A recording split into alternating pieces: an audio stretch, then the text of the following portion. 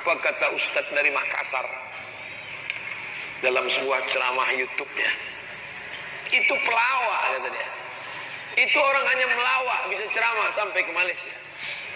Kalau pelawak kenapa ditakuti? Kalau pelawak kenapa dikhawatirkan? Apakah mereka khawatir karena berat badannya yang tak sampai 50 kilogram itu? Kau keras-keras berteriak, kenapa orang tidak takut kepadamu? Lalu kau apa? Kau marah-marah, bidah, haram. Kenapa orang tidak takut? Lalu siapa yang sebenarnya radikal itu? Apakah ini pelawak syariah? Orang tertawa, tapi ada yang ketakutan di balik tawa itu. Karena yang dia sampaikan adalah kesejatian. Hai Ustadz yang menuduh aku pelawak. Ustadz marah? Tidak. Saya tidak marah aja orang sudah takut. Apa yang saya takutkan? Oleh sebab itu, ini bercerita tentang kebenaran. Lalu kemudian ada yang lebih mengerikan daripada kau singgung masalah ekonomi. Oleh sebab itu jangan bicara ekonomi umat. Ketika video itu viral, judul videonya apa? Belanja ke warung muslim. Mereka marah, ini anti kebinekaan. Ini anti kebinekaan. Saya kemana-mana berjalan 3 orang. Saya orang Melayu, sahabat saya di sebelah kiri orang Minangkabau, dan sahabat saya yang di sebelah kanan orang Makassar. Lalu apakah saya anti kebinekaan? Mestinya saya mencari orang Melayu juga. Inilah tim yang paling kebinekaan. Kenapa Ustaz tidak cari tim non muslim? Nanti dia segan masuk masjid. Maka saya cari yang muslim. Ini anti kebinekaan. Apakah dia anti kebinekaan ketika dia kuliah di Mesir?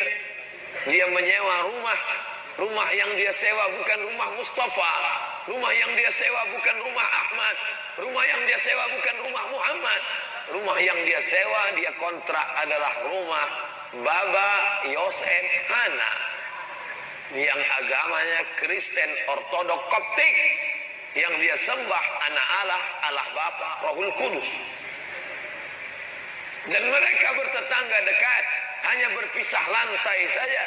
Di bawah rumah kontrakan saya, di atas rumah Baba Yosef Ana. Ketika Baba Yosef memanggil kami, ya beni anakku, rumah kontrakan harus aku naikkan karena aku terkena penyakit saratan. Saratan bahasa Inggrisnya cancer. Cancer orang kita menyebut kanker. Aku kena kanker anakku, maka sewa rumah harus aku naikkan. Lalu kami pun menjawab, Baba Yosef, kalau kau kena kanker, kami lebih hebat daripada kanker. Apa dia? Krisis moneter. $1 20.000 tahun 1998. Kalau kau naikkan sewa rumah ini, kami pindah dari sini. Apa kata Baba Yosef Hana? Kalau begitu anakku, kau jangan pindah, kau tetap di sini. Sampai akhirnya saya selesai kuliah tahun 2002, barulah saya pulang. Dan Baba Yosef Hana tidak mengusir kami. Indahnya kebinekaan, indahnya keberaneka-ragaman. Saya tidak pernah mengambil golok parang panjang, pancung leher Baba Yosef Hana, karena dia berbeda akidah dengan. Kalau ada Baba Yosef Hana hari ini, maka dia akan tersenyum menuduh. Melihat orang yang menuduh ini orang anti kebinekaan. Mungkin Baba Yosef Hana akan berkata, aku bertetangga dengan dia hampir 4 tahun dan dia tidak pernah memotong leherku karena memang dia mengontrak rumah.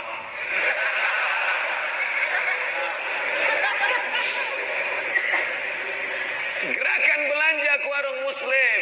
Mari belanja ke warung muslim. Ketika kau belanja kepada teman sebelah, tetangga sebelah, kau tak pernah main tawar. Kau tinggal ambil barang, lalu tidak kau tanya harganya, tinggal kau tanyakan saja langsung ke mesin. Kau tinggal cari barcode-nya. Tidak pernah kau tanya berapa modalnya. Tapi ketika kau beli ikan, di tangan yang mulai keriput karena tua dan dimakan air, Dia sisik ikan itu supaya laku, supaya pembelinya langsung memakan dan menggorengnya. Lalu kemudian ketika dia jual, hari mulai panas, jam 12 siang, ikan mulai agak berbau. Datang si penawar, berapa bu? 10.000, 2.000 ya. Kau menawar apa membunuh? Kenapa tidak kau ambil saja pisau itu, kau tusukkan ke lehernya sehingga dia mati? Apakah kau kaya gara-gara uang 3.000 itu? Apakah kau kaya gara-gara uang itu? Kita video itu diviralkan, lalu orang akan berkata, inilah anti kebinekaan. Aku bukan anti kebinekaan. Aku hanya ingin menghidupkan leher saudaraku yang akan menyuapkan uang 8.000 itu kepada anaknya yang akan pergi sekolah. Salahkah aku? Salahkah saya? Ustaz hari ini mah ceramah apa curhat? Menjadi muslim sejati tantangannya luar biasa. Ini baru bicara ekonomi. Belum kau buat mall yang besar, belum lagi kau buat mall syariah, belum lagi kau buat padang golf syariah. Orang sudah marah. Hanya baru sekedar mengajak orang membeli ikan 8.000, jangan ditawar 2.000. Hanya itu saja yang kau katakan. Ternyata menjadi muslim sejati. Lalu yang selamat itu apa? Yang paling enak santai sekarang itu apa? Marilah sabar. Marilah kita sabar. Judul kajian subuh kita ini adalah tolong hapus ini, buang kalimat ini. Lalu apa judulnya? Bersabar menerima musibah. Kalau motormu hilang, sabar. Anak gadismu dihamili orang, sabar. Istrimu dilarikan orang, sabar. Kau keluar dari masjid, sendalmu hilang, sabar. Tapi ketika itu terjadi pada dirimu, kaulah yang paling marah pertama. Lalu apa namanya? Engkau yang mengatakan sabar-sabar tapi kau tak sabar. Kau hanyalah munafik yang berbaju sabar. Innal munafiqin, orang munafik, fid darkil asfal, di keraknya neraka. Na'udzubillah. Ada yang lebih hebat daripada tantangan ekonomi Islam? Ada. Apa namanya? Politik. Ketika kau bicara tentang politik, kau sudah menyentuh kekuasaan. Di dalam kekuasaan ada kepentingan, ada harta, ada proyek, ada bantuan, ada dana yang besar. Ketika itu maka kau sedang menyentuh api dan kau siap terbakar. Kau genggam dia, tanganmu akan melepuh, atau kau lepaskan dia, dia akan padam dengan sendiri. Jangan ketika terasa panas kau lepaskan, terasa panas lepaskan. Ketika agak lupa kau pegang kembali. Maka bukan begitu. Oleh sebab itu paling selamat adalah jangan bicara tentang kekuasaan. Jadi jangan heran kalau ceramah Ustaz Somad tidak lagi menyinggung kekuasaan. Pilihlah pemimpin yang peduli pada Islam. Dulu ceramah dia tentang itu. Pilihlah yang peduli pada Islam. Siapa yang tidak memilih pemimpin peduli pada Islam, akan lahir politisi yang tidak mementingkan Islam. Benar apa salah? Lihatlah, suara mulai mengecil karena mereka juga mulai ketakutan. Oleh sebab itu, maka ini penting di masa akan datang. Video mulai dihapus dari YouTube, Instagram mulai di-ban. Mengapa tidak jadi? Karena ada gejolak yang luar biasa. Ada suara-suara yang marah. Mengapa ini? Mengapa ini? Tidak tahan lama, hanya 12 jam saja muncul kembali. Itulah pentingnya berjamaah. Berjamaah solat, sebenarnya di balik jamaah solat subuh ada kekuatan yang luar biasa. Bagi pedagang beda pandangannya dengan politisi. Pedagang bila melihat orang ramai ini, dia berpikir, wah berapa lontong sayur yang laku. Pedagang dia akan berpikir berapa roti yang laku, karena orientasinya adalah berapa barang dagangan yang akan laku. Tapi politisi melihat orang ramai, dia berpikir ini 2 kursi ini. Oleh sebab itu, gerakan sholat subuh berjamaah harus hidup. Ketika kita di masjid, kita bisa menentukan suara. Dengan ramainya kita, maka sholat subuh berjamaah akan menjadi penentu suara di 2018 dan 2019.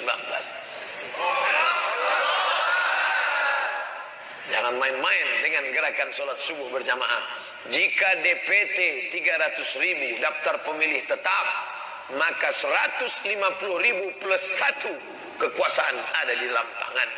Kalau di sana ada 1.000 masjid dan satu masjid itu ada jamaahnya 1.000 orang, maka 1.000 kali 1.000 sudah berapa? Kira-kira subuh ini kita ada nggak 1.000?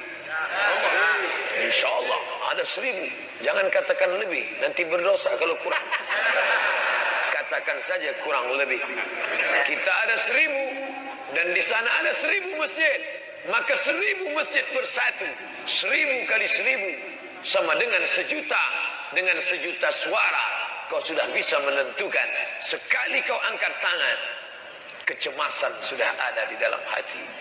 Ingat, jadi bukan sekedar angkat tangan Allahu Akbar, bukan sekedar astagfirullah, astagfirullah, tapi di balik keramaian itu ada gerakan ekonomi, di balik keramaian itu ada gerakan politik, maka di balik itu semua ada besi.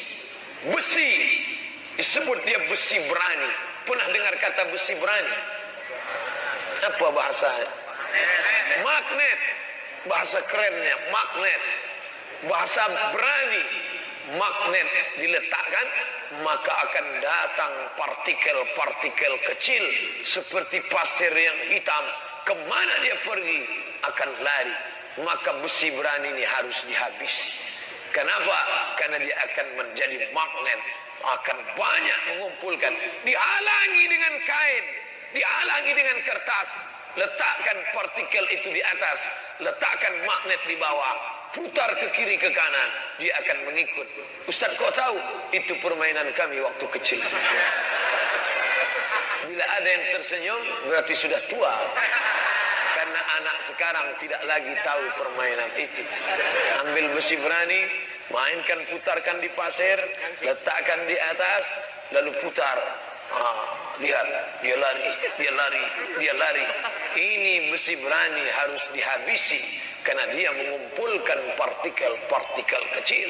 Dia harus difitnah, dia harus diajar, dia harus dibunuh. Kalau perlu, habisi dia. Kira-kira dia suka makan apa?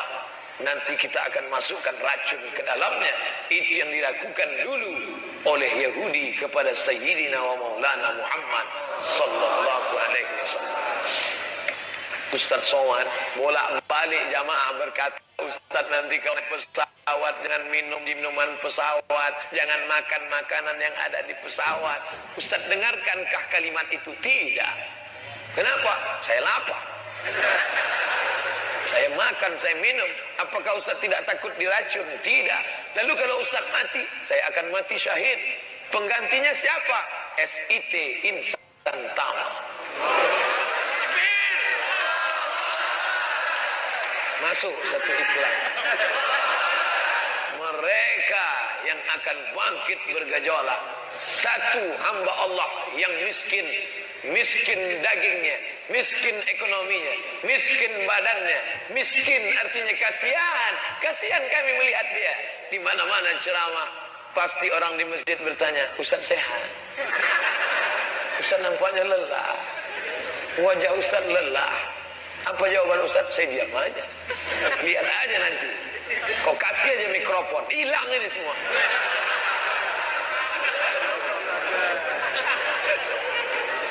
Belum ada apa-apanya amal kita ini dibandingkan dengan Imam An-Nawawi. Imam An-Nawawi tidurnya kapan? Ketika dia menulis lalu mengantuk, tertidurlah dia dengan menempelkan kening ke atas buku. Ketika terbangun dia lanjutkan lagi tulisan. 2 tahun lamanya dia tidak menempelkan kulit belakangnya ke atas kasur yang lembut. Imam An-Nawawi. Lalu kau katakan Abdul Somad itu lelah ceramah kemari. Dia tidur saja, tidur. Di mobil tidur, di pesawat tidur, di hotel tidur. Belum ada apa-apanya. Bahkan kadang sedang sholat pun tidur. Tidak ada apa-apanya kita ini.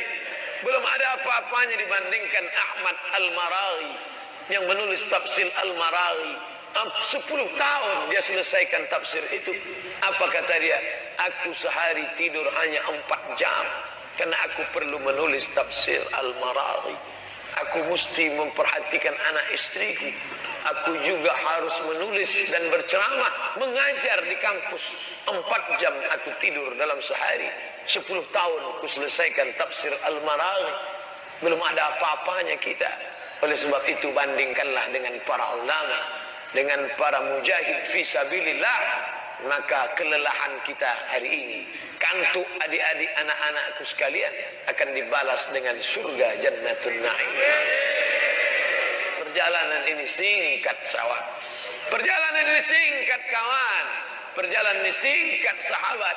Tapi kalau kau tidak manfaatkan, yang singkat ini akan menjadi penyesalan yang amat sangat dalam.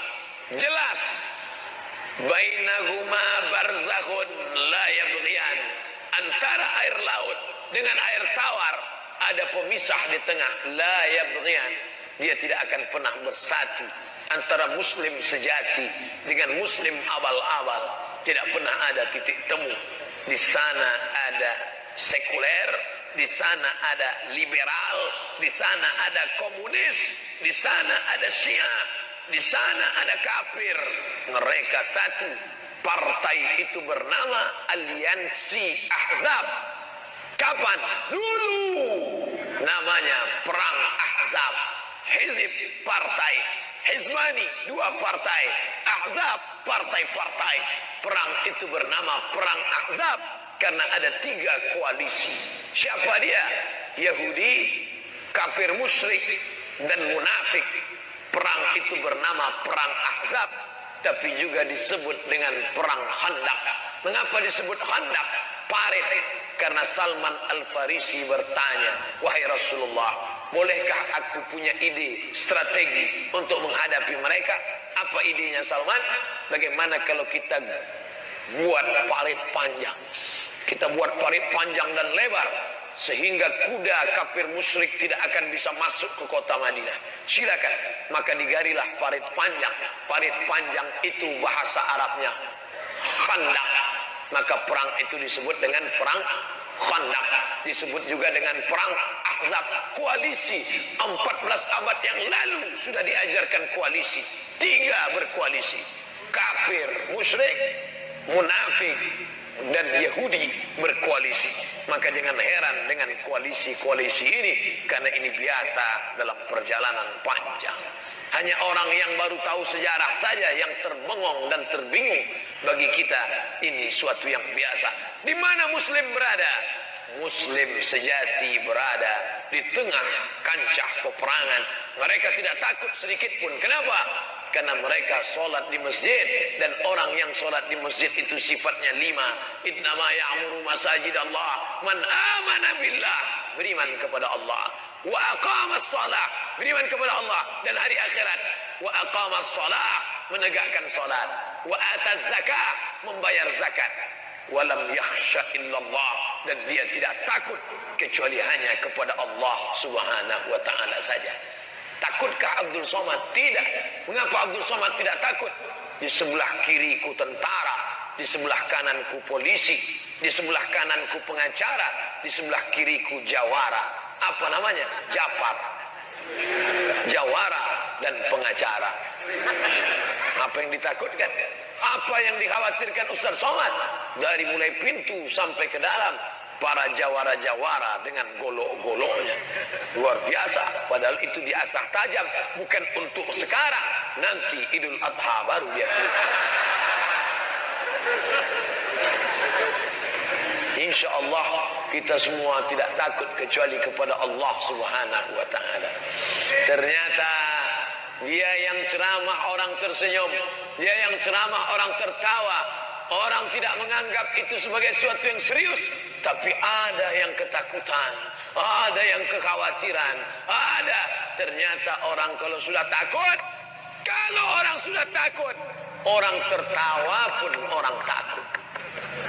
Dia belum serius saja orang sudah takut. Dia ketawa-ketawa aja orang takut. Dia kurus aja takut. Gimana kalau dia ikut fitness? Gimana kalau dia serius? Orang takut padahal dia baru megang mikrofon. Ini orang harus diusir. Ini orang harus dideportasi. Karena dia bisa merusak suara. Kenapa? Karena suara dia menggelegar. Karena suara dia kuat. Oleh sebab itu kalau masjid-masjid yang tidak siap kayu-kayunya, yang kira-kira tanggal baut-bautnya, maka jangan undang dia. Masjid ini berani mengundang. Kenapa? Karena memang tidak ada kayu dan baut. Karena masjid ini belum siap. Maka yang punya uang banyak, siapkanlah masjid ini. Jangan sampai kita dikutuk Allah Subhanahu wa ta'ala karena rumah megah mewah, sementara rumah Allah dibiarkan. Rumahmu yang besar, 2 lantai 4 kamar, yang kebetulan sama ciri-cirinya, jangan tersinggung. Wah, rumah saya itu bukan, kebetulan saja. Ingat, rumah kau akan tinggal, rumah besar kau akan tinggal. Setelah itu apa yang terjadi? Ternyata rumah besar itu diwarisi oleh istrimu. Lalu setelah itu tak lama istrimu menikah dengan brownies. Dulu yang membeli tanah itu engkau. Dulu yang membeli semennya engkau. Yang mencari arsiteknya engkau. Yang menggambarnya engkau. Sekarang yang tersenyum manis di rumah itu siapa? Anak muda yang sekarang menjadi suami kedua bagi istri. Kau di mana? Kau dimakan cacing tanah. Tapi kalau kau pernah belikan 2 kotak keramik, kau belikan 2 sak semen, itulah yang akan menjadi kekal dan abadi. Mana kotak? Keluarkan. Kalau tidak ada kotak, sorban. Mana sorban? Saya dikasih sorban, tapi sorban ini tidak bisa menampung duit. Bisa dilebar. Oh enggak. Alhamdulillah. Keluarkanlah, bagilah. Ustadz itu hanya ceramah saja, ceramah sedekah, maka dia sendiri pun tak sedekah. Kebetulan untung saya bawa dompet subuh. Jangan dompet-dompetnya.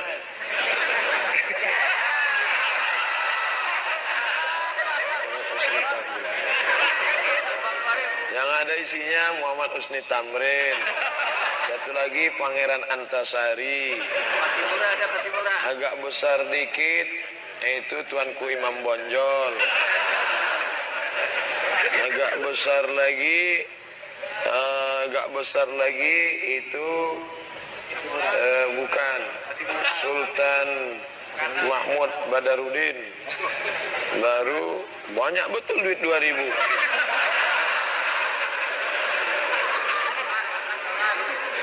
Tak ada yang besar, ambil aja lah semua.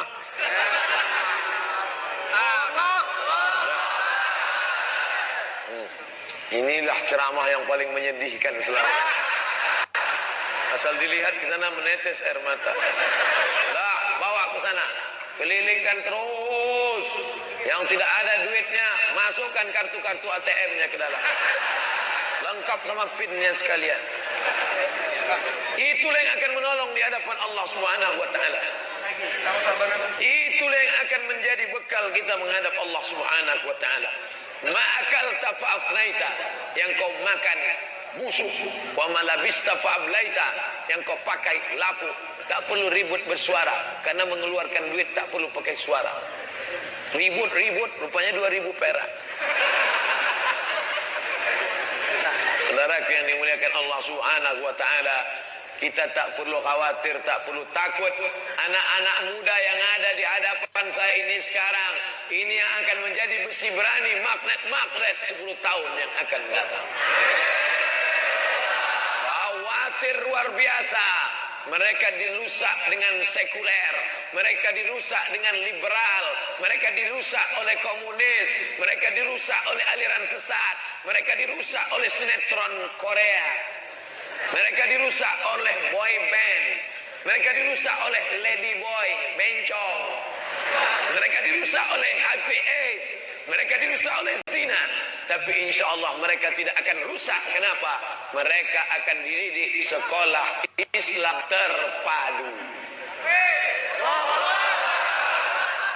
Yang sudah mendaftarkan anaknya ke sekolah Islam, alhamdulillah. Yang belum mendaftarkan anaknya ke sekolah Islam,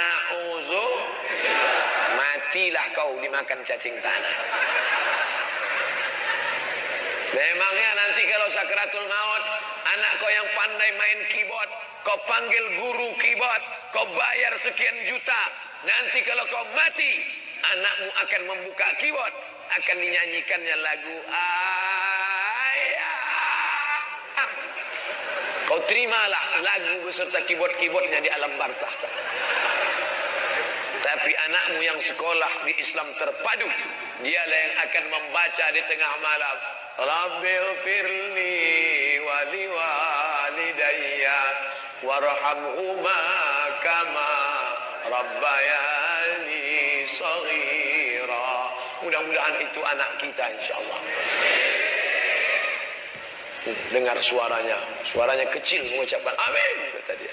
Amin, berarti dia ada hadir di sini. Mungkin umurnya masih 5-10 tahun. Sekarang dia baru kelas 1 SMP, 3 tahun SMP, 3 tahun SMA, 4 tahun dia kuliah S1. 2018 dia kelas 1 SMP, 2028 dia sudah lulus PNS, 2038 dia akan mencalon menjadi calon anggota legislatif, dia yang akan mengeluarkan perda syariah. Allahu Akbar. 2038 dia yang akan menjadi bupati wali kota, dia yang akan menerapkan sholat berjamaah kepada pegawai kantor-kantornya. Allahu Akbar. Hari ini kau boleh berputus asa, hari ini kau boleh berduka, tapi jangan terlalu larut dalam kesedihan. Lihatlah mereka yang sedang berseragam pink, 3 orang, trio maut. Mereka akan membunuh kebodohan, mereka akan membunuh kejahilan, mereka akan menjadi pasukan jundun min junudillah, tentara-tentara Allah. Dan ketika mereka nanti berkumpul reuni bersama, mereka akan buat nobar nonton bareng. Filmnya apa? Apakah Manchester United dengan Liverpool? Apakah Real Madrid dengan Barcelona? Tidak. Mereka akan nonton bareng ceramah Ustadz Somad 20 tahun yang lalu. Mereka berkumpul dengan anak mereka, dengan istri mereka, dengan pasang layar besar. Mereka tonton. Videonya dari mana? Itu yang merekam itu semua. Mereka simpan file di laptop mereka. Mereka tonton. Mereka perlihatkan ke istri mereka. Mereka tunjukkan ke anak mereka. Setelah itu mereka reuni bersama. Mereka menonton. Dan anak mereka bertanya, Papa. Ya, itu siapa? Itu Ustadz Somad. Di mana dia sekarang? Dia sudah mati dimakan cacing tanah. Tapi pahala tetap lahir dan menetes. Sedihkah kita? Tidak.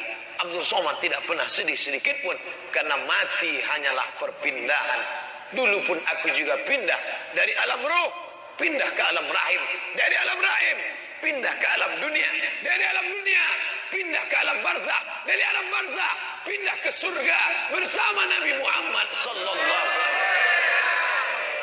Apa yang kau sedihkan? Apa yang kau sedihkan? Kau tak pernah mati. Di alam ruh kau hidup, di alam rahim kau hidup, di alam dunia kau hidup, di alam barzakh kau hidup, di surga kau hidup. Kau tak pernah mati. Orang berkata kau mati, dia sudah mati. Wala taqulu liman yuqtalu fi sabilillahi amwat. Dia tidak mati, bal ahya, dia hidup. Walakin la tash'urun, tapi mereka tidak bisa merasakan kehidupan. Jangan pernah kau merasa mati, saudara. Buya Hamka tak pernah mati, Buya Muhammad Nasir tak pernah mati, Mbah Hasim Asy'ari tak pernah mati. Dari pegangannya nampak duitnya banyak, tapi dari beratnya saya khawatir ini uang kerincing semua. Insya Allah kita hitung nanti bersama, umumkan besok. Mudah-mudahan hasilnya banyak. Kalau kurang banyak, buat sekali lagi sampai masjid ini benar-benar utuh berdiri. Dan nanti ketika sudah selesai, undanglah saya peletakan keramik terakhir.